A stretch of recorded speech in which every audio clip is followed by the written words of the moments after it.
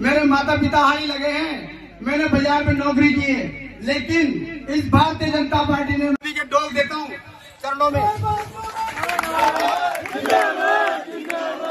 माता की भारत माता की।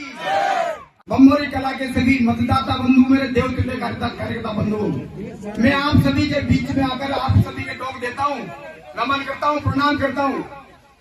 आज मैं आपके बीच में वोट मांगने आया हूँ। 11 तारीख को मतदान है, मैं आपसे वोट की अपील करने आया हूँ, हाथ जोड़कर वोट देने की अपील करने आया हूँ। भाइयों, मैं 36 साल से आपके बीच में आया हूँ, 36 साल से पार्टी का काम कर रहा हूँ, लगभग 30 वर्षों से मैं चुनाव लड़ रहा हूँ और मैं एक गरीब परिवार से, साधारण परिवार से आता हूँ।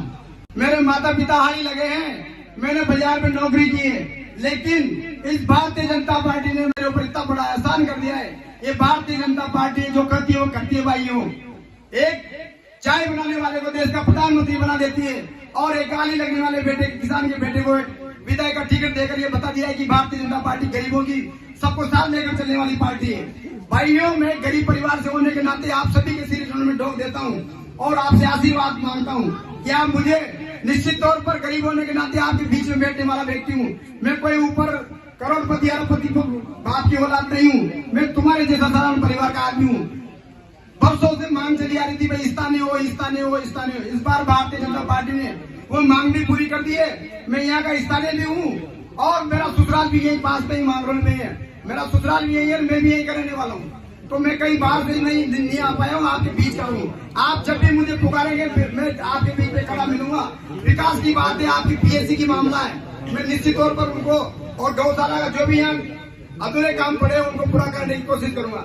भाइयों, ज्यादा नहीं करता हूँ, ये कहूंगा कि इस गरीब परिवार पर आप आशीर्वाद देंगे।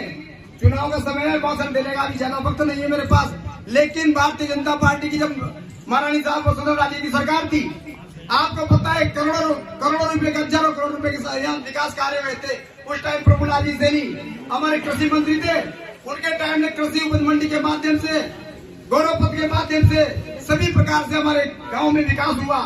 उसके बाद जब सरकार कांग्रेस की आई, 5 साल तक सरकारें लड़ती रही, मुख्यमंत्री जी उप मुख्यमंत्री जी दोनों लड़ते रहे, विधायक को वोट में बिठाए रखे, लेकिन 5 साल वैसे ही निकाल दिए। भाइयों, उसके बाद फिर वापस डबल इंजन की सरकार आई, लेकिन किसी कारणवश कार्यकर्ताओं की लड़ाई के कारण कमलनाथ जी में कोई मुकदमा था, इसलिए उनको जेल हो गई और ये उपचुनाव बीच में आ गए। निश्चित तौर पर वो जो काम करना चाहते थे, जो अधूरे रह गए, उनको मैं पूरा कराने की कोशिश करूंगा। जितने भी बम्बोरी गांव के